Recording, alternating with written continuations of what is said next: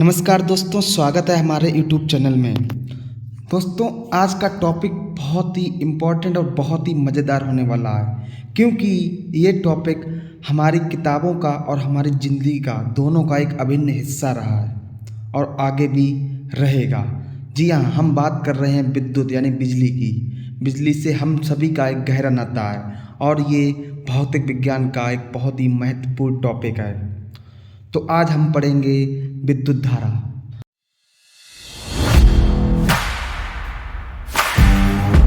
दोस्तों, धारा क्या होती है? पहले धारा समझते हैं। धारा क्या होती है? दूध की अधिक मात्रा बहाने पर क्या होती है? दूध की धारा। पानी को अगर बहुत अधिक मात्रा में बहा दिया जाए तो कहते हैं पानी की धारा। वैसे ही अगर आवेशों का बहुत ही अधिक मात्रा में प्रवाह होने लगे तो उसे क्या कहते हैं? विद्युत धारा। यानी कि विद्युत धारा की कैसे डिफाइन करेंगे कि आवेश प्रवाह की दर को विद्युत धारा कहते हैं। आवेश प्रवाह की दर को विद्युत धारा कहते हैं। तो सबसे पहले इसकी हम परिभाषा समझते हैं। दोस्तों, अगर 1 सेकंड में किसी चालक में 1 कूलाम आवेश प्रवाहित हो रहा है तो परिपथ में 1 एम्पीयर की धारा प्रवाहित होती है। कितना होता है? अगर 1 सेकंड में 1 कूलाम आवेश प्रवाहित हो रहा है तो परिपथ में 1 एम्पीयर की विद्युत धारा बहती है। दोस्तों, हमको अगर कभी भी 1 एम्पीयर का करंट अगर लग जाए तो पता है हमारे शरीर के अंदर करोड़ों इलेक्ट्रॉन्स प्रवेश कर जाते हैं। जी हाँ, हमारे अंदर अगर 1 एम्पीयर का भी करंट लग जाए तो हमारे अंदर शरीर के करोड़ों इलेक्ट्रॉन एक संग हमारे अंदर प्रवाहित हो जाते हैं, जिससे हमें करंट लग जाता है। और दोस्तों, विद्युत धारा का जो मात्रक होता है वो क्या होता है? एम्पीयर होता है और इसे कैपिटल आई से प्रदर्शित किया जाता है। तो दोस्तों, अगर इसका कभी फॉर्मूला पूछा जाता है तो क्या होता है इसका? आई बराबर क्यू अपॉन टी एम्पियर। आई बराबर क्यू अपॉन टी एम्पियर।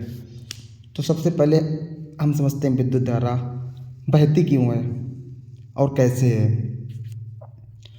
दोस्तों, अगर पानी है, आपने देखा होगा हमारी टंकी, छतों पे टंकी होती है और उससे पानी जब हम नीचे आसानी से प्रवाहित हो जाता है। क्यों? क्योंकि टंकी ऊंचाई पर रखी गई है और पानी हम नीचे ले रहे हैं। यानी कि उनका जो हाइट है, उनका डिफरेंस है वो काफ़ी ज़्यादा है। हाइट का डिफरेंस काफ़ी ज़्यादा है, इसीलिए पानी बह जाता है। अगर वही पानी अगर समतल पर बहाया जाए तो बहेगा? नहीं बहेगा, क्योंकि उनके हाइट का जो डिफरेंस वो नहीं है। इसी तरह विद्युत धारा जो होती है, जब विभवांतर होता है, जो विभव होता है, जो विभव में अंतर होता है उसे विभवांतर कहते हैं। जब विभवांतर उत्पन्न होता है तो विद्युत धारा उच्च विभव वाले से निम्न विभव की ओर बहने लगती है।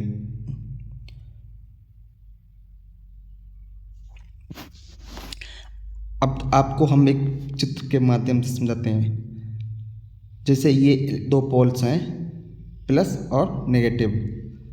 दोस्तों, हमने जैसा कि आप बताया, धारा उच्च विभव से निम्न विभव की ओर बहती है। उच्च विभव कहाँ पे होता है? जो प्लस वाले इलेक्ट्रोड पर, प्लस वाले पोल पर होता है। ये देखिए, जो आप ब्लैक में देख रहे हैं, ये करंट इधर बह रहा है। अब माना कि ये कोई परिपथ है, मान लो ये कोई परिपथ है। अब इसमें ये बैटरी लगी है। 1 सेकेंड, ये बैटरी लगी है। अब जैसे हमने आपको परिभाषा में बताया था कि आवेश प्रवाह की दर को विद्युत धारा कहते हैं। आवेश प्रवाह यानी इलेक्ट्रॉन के प्रवाह के। आवेश क्या होता है? इलेक्ट्रॉन ही बहते हैं। जैसे सोडियम है हमारा, मान लो सोडियम है, इसका इलेक्ट्रॉन और प्रोटॉन इसमें कितने होते हैं? इसका परमाणु क्रमांक कितना होता है? 11 होता है। यानी सोडियम के अंदर 11 इलेक्ट्रॉन होते हैं और 11 ही प्रोटॉन होते हैं। अब प्रोटॉन तो कभी बहता नहीं है, कौन बहता है? इलेक्ट्रॉन ही बहते हैं। इसीलिए आवेश प्रवाह की दर बोल सकते हो या फिर इलेक्ट्रॉन के प्रवाह की दर को हम विद्युत धारा बोल सकते हैं। तो हमारे जब इलेक्ट्रॉन बहते हैं तो विद्युत धारा उत्पन्न होती है। अब जैसे मान लो हमारे पास कोई तार का टुकड़ा है, अब उसमें भी इलेक्ट्रॉन है। भाई हर कोई चीज़ दुनिया में, हर वस्तु परमाणु से मिलकर बनी है और परमाणु में इलेक्ट्रॉन होते हैं। तो अब कोई हमारे पास एक तार का टुकड़ा है मान लो, अब आप सोचेंगे कि इलेक्ट्रॉन तो इसमें भी हैं, तो इसमें विद्युत धारा क्यों नहीं बह रही है? जी हाँ, बिल्कुल, उसमें भी इलेक्ट्रॉन है मुक्त, लेकिन उनकी जो गति होती है वो अनियमित होती है। कैसे? जैसे मान लो ये एक हमारा वायर है, तार है, अब इसमें भी इलेक्ट्रॉन है, ये मान लो इलेक्ट्रॉन है। अब दोस्तों क्या होता है, इसमें जो इलेक्ट्रॉन हमारे वायर में होते हैं, तो कोई इलेक्ट्रॉन इधर मूव हो रहा है, कोई इलेक्ट्रॉन इधर मूव हो रहा है, यानी वो उनकी चाल नियमित नहीं होती, अनियमित होती है, इसलिए इसमें कोई करंट नहीं होता है।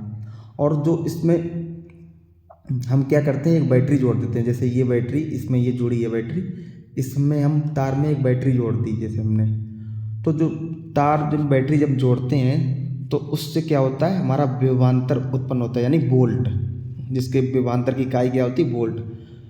तो विभवांतर का काम क्या होता है, इलेक्ट्रॉनों को धक्का मारना। क्या काम होता है, धक्का मारना। तो जैसे ही हम बैटरी लगाते हैं तो इसमें जो वोल्ट होता है, विभव होता है, वो इलेक्ट्रॉन को धक्का मारता है और इलेक्ट्रॉन एक ही दिशा में गति करने लगते हैं। जैसे ये आप रेड रेड पॉइंट देख रहे हैं, एक ही दिशा में गति करने लगते हैं और विद्युत धारा बहने लगती है।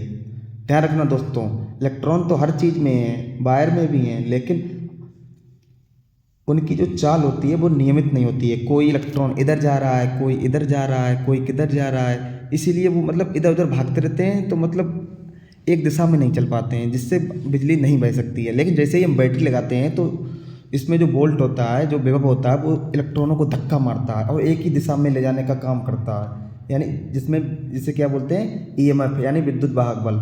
जिसे इसको लगाते हैं तो इसमें विद्युत वाहक उत्पन्न हो जाता है, वो और बल का काम क्या होता है, धक्का मारना। तो जो विभव का काम होता है वो धक्का मारना होता है, विभव ना हो तो धारा नहीं बहेगी।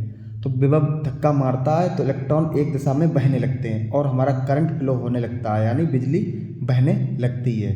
और एक और चीज़ है इम्पोर्टेंट, जो हमारा जो विद्युत धारा होती है वो इलेक्ट्रॉनों के हमेशा विपरीत दिशा में बहती है।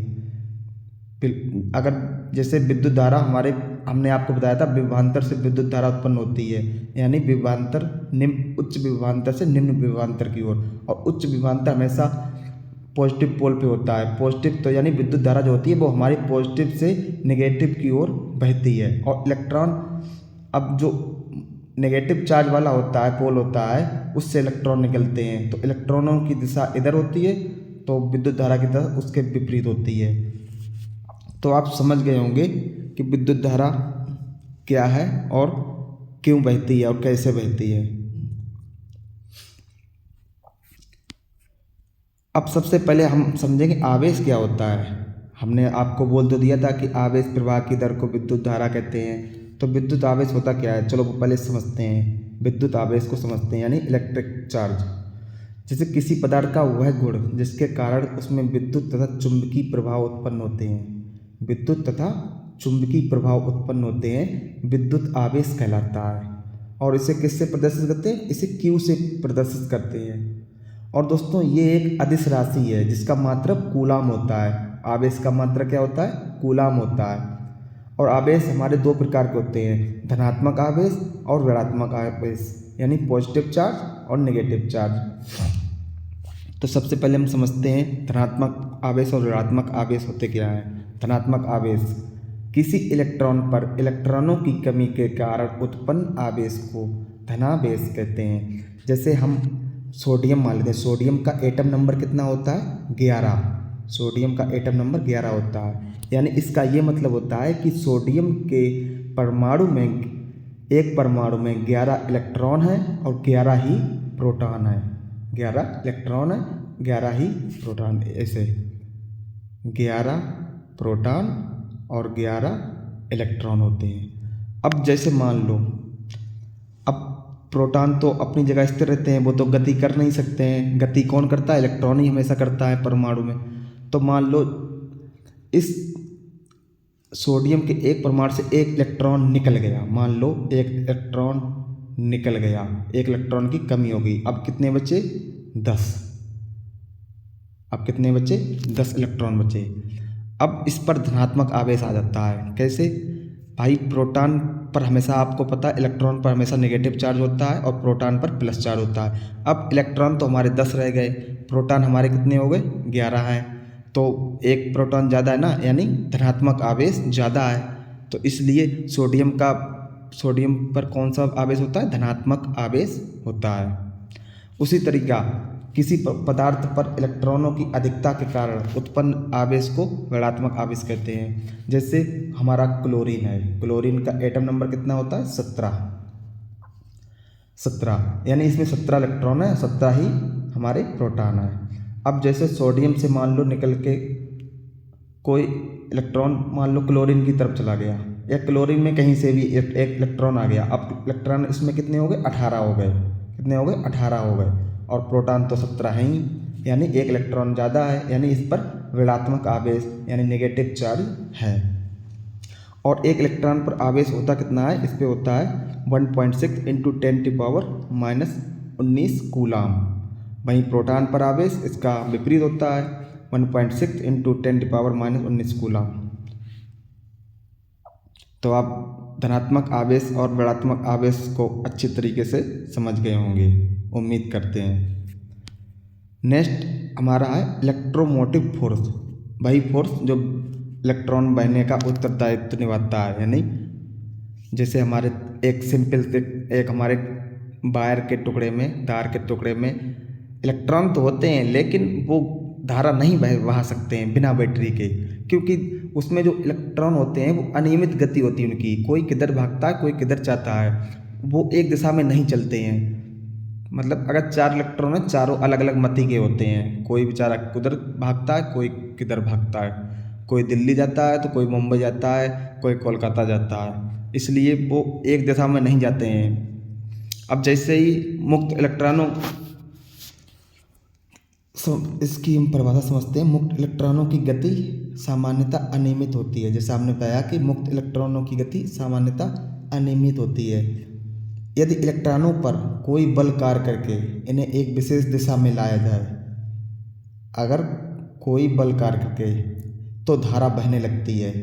इलेक्ट्रोमोटिव बल के रूप में इसे जाना जाता है और इसकी मात्रा को वोल्टेज के रूप में जाना जाता है, इसे वोल्ट में मापा जाता है। तो दोस्तों आप समझ गए होंगे इलेक्ट्रोमोटिव फोर्स यानी EMF क्या होता है? वोल्ट ही होता है, यानी विभव ही होता है। जैसे हमने आपको बताया था कि तार में मुक्त इलेक्ट्रॉन तो होते हैं, लेकिन उनकी गति अनियमित होती है। और यदि इन पर कोई एक हम बल लगा दें, बल किसके द्वारा लगाया जाएगा? बैटरी द्वारा लगाया जाता है। तो जैसे इनमें कोई बल लगा दें इन पर, तो जो इलेक्ट्रॉन होते हैं वो एक ही दिशा में फिर जाने लगते हैं, वो इधर उधर नहीं भाग पाते हैं, फिर उनकी गति एक ही दिशा में होती है, जिससे क्या होता है कि विद्युत धारा उस तार में बहने लगती है। और तो जो बल लगाया जाता है उसको किस नाम से जानते हैं? इलेक्ट्रोमोटिव बल के रूप में जाना जाता है। और इसको किस में नापा जाता है? इसको वोल्टेज के रूप में जाना जाता है और उसे वोल्ट में मापा जाता है। अब हमारा अगला है, बहुत ही इंपॉर्टेंट है, विद्युत विभव, इलेक्ट्रिक पोटेंशियल। समझ गए ना? विद्युत विभव दोस्तों क्या होता है कि अनंत पर, पहले इसकी हम परिभाषा समझते हैं, एग्जाम में आपको कैसे लिखना है। अनंत पर मौजूद किसी परीक्षण आवेश को विद्युत क्षेत्र में किसी बिंदु तक ले जाने में जितना कार्य किया जाता है, वह उस बिंदु का विद्युत विभव कहलाता है। इसे B से प्रदर्शित करते हैं। चलिए हम आपको समझाते हैं विद्युत विभव। विद्युत विभव जैसे दोस्तों मान लो ये हमारा परपथ है, यानी ये तार है और ये इसमें एक बल्ब लगा है। अब हम इसको बैटरी से जोड़ते हैं। अब मान लो दोस्तों इस परपथ में कोई धारा नहीं बह रही है अभी, अब इसमें कोई धारा नहीं बह रही है। इस बैटरी को हमने तार से और बल्ब से जोड़ दिया, इसमें कोई धारा नहीं बह रही है। अब जैसा कि परिभाषा में बताया गया था विद्युत विभव क्या होता है। विद्युत विभव परिभाषा के अनुसार किसी अनंत से किसी आवेश को विद्युत क्षेत्र में लाने में जो कार्य किया जाता है उसको हम विद्युत विभव कहते हैं। अब दोस्तों आवेश, इस बैटरी के अंदर तो आवेश है। अब जैसे ही इसमें हम बैटरी करंट आता है, इसमें बैटरी हम कुंजी लगाते हैं, यानी बैटरी में करंट, इसमें तार में करंट मान लो फ्लो होने लगता है। अभी तो इस बैटरी के अंदर ही है, अभी करंट हमने चालू नहीं किया है। अब वो कहता है कि अनंत से मतलब कहीं से भी हो सकता है, थोड़ी दूर से हो सकता है, बहुत दूर से। अब मान लो यहाँ से कोई, एक सेकेंड, अभी इस बैटरी के अंदर, अब यहाँ में इसमें इलेक्ट्रॉन है, यानी इसमें आवेश है। अब मान लो इसमें हमें धारा बहानी है। अब इसमें हमने जैसे ही इसमें बैटरी द्वारा इसमें करंट दिया, अब यहाँ से बैटरी से और इस वायर में कहीं से कहीं तक भी, मान लो किसी पॉइंट में, यहीं इस पॉइंट से मान लो। अब ये कहता है कि अनंत से या कहीं से भी कोई आवेश को विद्युत क्षेत्र में जब लाया जाता है तो उसमें जो कार्य किया जाता है, यानी कि इसमें जो बैटरी से जो करंट है और इस बल्ब तक मान लो लाने में जो कार्य किया जाता है उसे विद्युत विभव कहते हैं। अब ये कार्य कौन करता है भाई? कार्य कौन करता है? हमने आपको बताया था विभव करता है। जो इसमें इलेक्ट्रॉन होते हैं उन्हें धक्का भाई मारने का काम कौन करता है? विभव करता है। विभव कहता है कि मैं तुझे धक्का मारूंगा तो बल्ब को जलाने में सहयोग कर। तो जैसे ही हमारा जो विभव होता है वो इलेक्ट्रॉनों को धक्का मारता है तो इलेक्ट्रॉन गति करते करते पहुंच जाते हैं और हमारी धारा बहने लगती है और हमारा ये बल्ब जलने लगता है। यानी कि कहीं किसी पॉइंट तक मान लो कि बैटरी से आवेश को बल्ब जलाने में जो कार्य किया जाता है उसे विद्युत विभव कहते हैं। या फिर ये परिभाषा बोलते कि अनंत से किसी आवेश को विद्युत क्षेत्र में लाया जाए तो उसमें जो कार्य किया जाता है उसे हम विद्युत विभव कहते हैं। तो आप विद्युत विभव समझें भाई। हमें करंट को बहाने में जो मदद करता है, जो धक्का मारता है, जो मेहनत करता है, कौन करता है? विभव ही करता है ना। विभव ही वोल्ट ही तो, जिसकी इकाई वोल्ट होती है वही तो कार्य करता है ना। तो विभव क्या होता है? मेहनत होती है एक तरह से। किसकी? बैटरी की। कौन मेहनत करता है? इलेक्ट्रॉनों को बहने में कौन मदद करता है? बैटरी, यानी विभव। वही तो इलेक्ट्रॉनों को धक्का मारता है। वरना अगर बैटरी अगर हटा दें तो इलेक्ट्रॉन तो होंगे इस तार में, लेकिन वो गति नहीं कर पाएंगे एक दिशा में, तो इसलिए करंट भी नहीं बहेगा। यानी तो जो काम करता है इलेक्ट्रॉनों का धक्का मारने का, यानी को इलेक्ट्रॉनों को ले जाने का काम, ले जाने में जो भाई किसी चीज़ को यहाँ से वहाँ तक ले जाओगे तो कोई कार्य करना पड़ेगा ना। तो वो कार्य कौन करता है? विभव करता है। कौन करता है? विभव करता है। तो इलेक्ट्रॉनों में जो ले जाने का कार्य विभव करता है उसको हम क्या कहते हैं? विद्युत विभव कहते हैं। विद्युत विभव कहते हैं। अब जैसे हम मान लो क्यू आवेश है, मान लो क्यू आवेश है, बैटरी से जैसे ही निकलता है उसको जो ले जाने में किया गया कार्य डब्लू है। क्यू आवेश को ले जाने में किया गया कार्य डब्लू है। तो फिर एक कूलम आवेश को ले जाने में कितना कार्य करना पड़ेगा? जब क्यू आवेश को ले जाने में डब्लू कार्य करना पड़ रहा है तो एक कूलम आवेश को ले जाने में कितना कार्य करना पड़ेगा? डब्लू अपान क्यू। डब्लू अपान क्यू। इसको हम क्या बोलते हैं? इसी को हम विद्युत विभव बोलते हैं, जिसका मात्रक वोल्ट होता है। ये देखिए, जब हम बैटरी से बैटरी में अभी आवेश है, मान लो तार में भी कोई करंट नहीं बह रहा है, जब बैटरी से हम क्यू आवेश को ले जाने में, कहाँ तक? कोई भी काम करने में, बल्ब जलाने में, मान लो बल्ब जलाने में क्यू वायर में ले जाने में, वायर के द्वारा हम करंट ले जाने में डब्लू कार्य कर रहे हैं। तो फिर जब हम एक कूलम आवेश को ले जाने में कितना कार्य करेंगे भाई? डब्लू अपान क्यू करेंगे फिर, और इसकी इकाई वोल्ट ही होती है। अब हम समझते हैं, ये तो विद्युत विभव तो हम समझ गए होंगे, विद्युत विभव हम समझ गए होंगे। अब हम समझेंगे विद्युत विभवांतर। विद्युत विभवांतर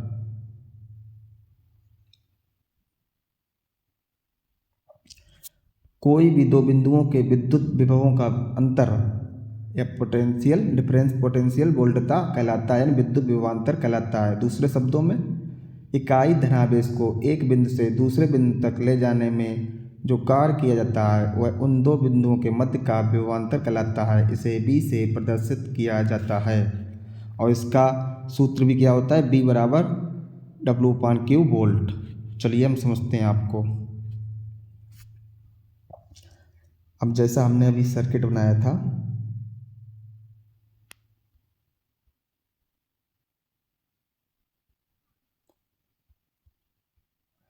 अब जैसे दोस्तों मैं अभी विभव आपको समझाया था, जैसे ही इस बैटरी से, अब मान लो इस बैटरी में अभी करंट है, अब मान लो अभी तार में अभी करंट, कोई करंट नहीं है मान लो। अब मान लो जैसे ही हमने इसमें करंट प्रवाहित बैटरी से चालू किया, अब ये 1 सेकंड, ये सब क्रियाएं बैटरी के अंदर और बल्ब के अंदर मतलब बहुत कम टाइम में होती हैं, जो हम जान नहीं पाते हैं, हम आपको सिर्फ समझा सकते हैं। जैसे ही इसमें कोई मान लो बैटरी में करंट नहीं है, अब जैसे ही इससे हमने करंट देना चालू किया, करंट यहाँ से यहाँ तक, यहाँ से यहाँ तक ऐसा जाना स्टार्ट कर दिया। अब मान लो यहाँ से करंट निकलना चालू हुआ, अब मान लो यहाँ तक पहुँच गया भाई, यहाँ तक पहुँच गया। अब इसको करंट ले जाने में कौन सहायता करता है? वोल्ट करता है, जो धक्का मारता है वोल्टेज हमारा, जैसे हम वोल्टेज बोलते हैं, विभव बोलते हैं। तो मान लो यहाँ पे, यहाँ से यहाँ तक पहुँचा। अब मान लो यहाँ पर वोल्टेज 25 वोल्ट है, 25 वोल्ट है, इसको मान लेते हैं पॉइंट ए,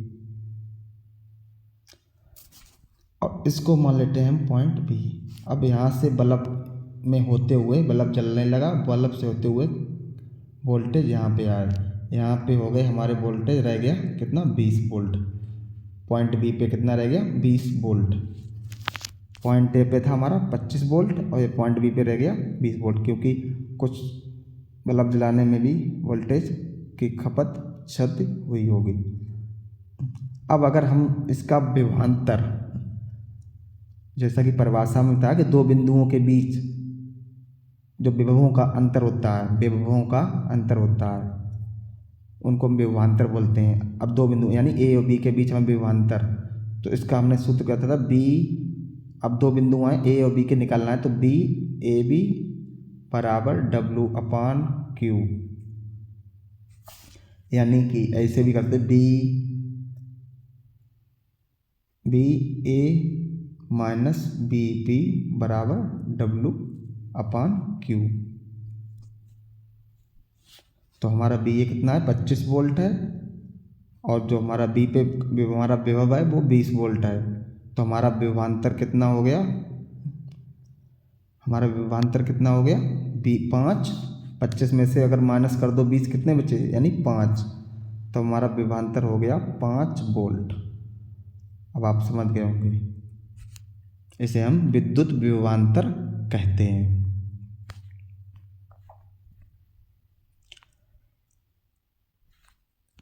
अगला हमारा बहुत ही इम्पोर्टेंट है ओम का नियम। दोस्तों याद रखना, धारा बहने के लिए, करंट बहने के लिए 3 चीज़ें आवश्यक होती हैं। एक तो धारा I, प्रतिरोध R, और इलेक्ट्रॉन जो होते हैं उनको धक्का मारने के लिए हमारा विभव B, और उनका प्रतिरोध, धारा का प्रतिरोध करने के लिए R, यानी I, B और R। ये बहुत ही तीनों इम्पोर्टेंट भाग होते हैं विद्युत धारा के लिए। अब हम ओम का नियम पढ़ते हैं। जो एक वैज्ञानिक थे ओम, उन्होंने एक प्रतिरोध के संबंध में एक नियम दिया था। चलिए हम वो आपको समझते हैं क्या दिया था।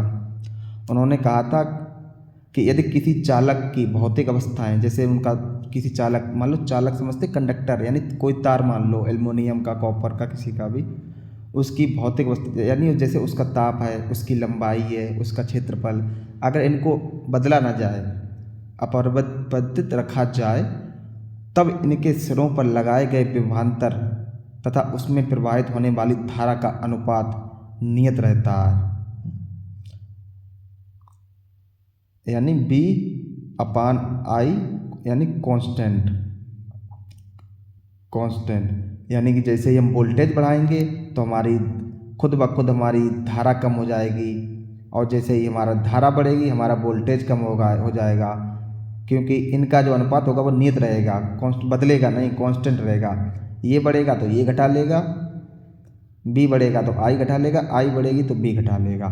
इसे ओम का नियम कहा जाता है। अब जैसे हम किसी चालक के सिरों पर बी विभवांतर लगाने पर अगर उसमें आई धारा बह रही हो तो ओम के नियम के अनुसार बी अपान आई क्या रहेगा, कांस्टेंट रहेगा यानी नियत रहेगा, जैसा कि ओम ने कहा था। और जो ये नियतांक होता है यानी कांस्टेंट होता है उसे आर कहते हैं यानी प्रतिरोध कहते हैं। क्या कहा गया, प्रतिरोध। इस नियतांक को चालक का विद्युत प्रतिरोध इलेक्ट्रिक रेजिस्टेंस कहा जाता है और इसे आर से संबंधित किया जाता है। चलिए कैसे, जो हमारे जो ओम थे वैज्ञानिक थे उन्होंने कुछ परीक्षण किया था। क्या किया था, उन्होंने एक परपथ था, जैसे हम बना देते हैं,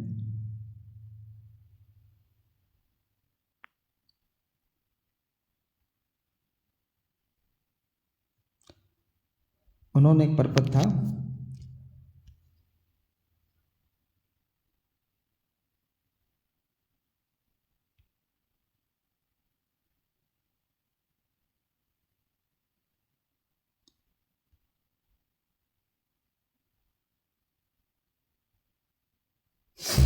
तो जैसे ही उन्होंने उस परपथ में उन्होंने एक प्रयोग किया। उन्होंने इस परपथ में 2 वोल्ट की एक बैटरी लगाई पहले, यानी 2 वोल्ट की एक बैटरी लगाई तो उन्होंने देखा इसमें 4 एम्पियर का करंट जा रहा है, 4 एम्पियर का करंट जा रहा है।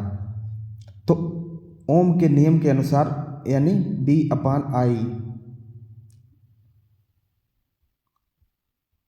बी अपान आई क्या हो जाता है हमारा 2/4 बराबर 1/2 यानी 0.5। उसके बाद उन्होंने फिर से बैटरी को 3 वोल्ट का करंट दिया, 2 से उन्होंने 3 कर दिया तो उन्होंने देखा कि उसमें इस परिपथ में जो धारा थी हमारी वो 6 एम्पियर की बहने लगी। तो उनके जो नियम था उनके अनुसार उन्होंने कहा था कि जो बी है और हमारा आई है वो उसका जो बी अपान आई है वो एक नियत रहेगा यानी कांस्टेंट रहेगा। तो उनके अनुसार जो बी अपान आई था वो कैसे कितना आया 3/6 बराबर 1/2। फिर उन्होंने 4 वोल्ट का करंट दिया, तब उसमें धारा बहने लगी 8 एम्पियर की थी और बी अपान आई हमारा फिर कितना आया 1/2 ही आया। यानी कि हर बार बी अपान आई था वो बराबर आ रहा था यानी नियत आ रहा था 1/2 1/2 1/2। जितनी बार वो वोल्टेज बदलते थे उतनी बार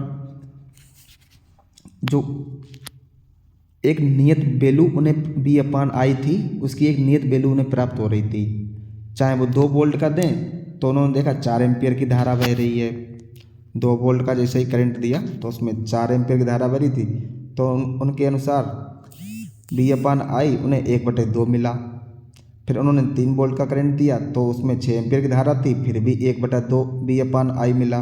फिर जब उन्होंने 4 वोल्ट का करंट दिया तो 8 एम्पियर की धारा उसमें बह रही थी और फिर भी 1/2 उन्हें उसका वैल्यू मिली बी अपान आई की।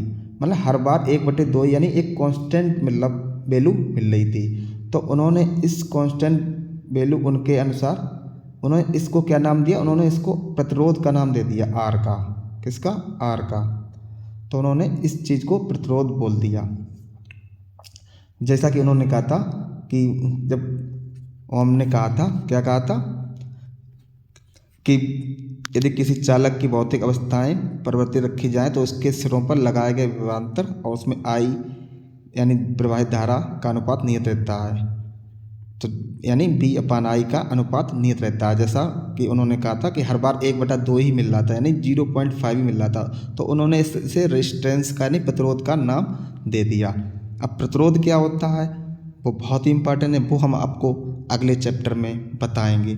अगर आपको इसमें कोई परेशानी हो तो हमें कमेंट में बिल्कुल आप पूछ सकते हैं, क्योंकि आगे बहुत सारे एग्ज़ाम्स आने वाले हैं। यूपीपी पुलिस का नोटिफिकेशन आ गया है, जल्द ही इंडियन रेलवे का भी नोटिफिकेशन आने वाला है जिसमें 2 लाख के करीब वैकेंसी आने वाली हैं, जिसके लिए आपको पढ़ना बहुत ज़रूरी है।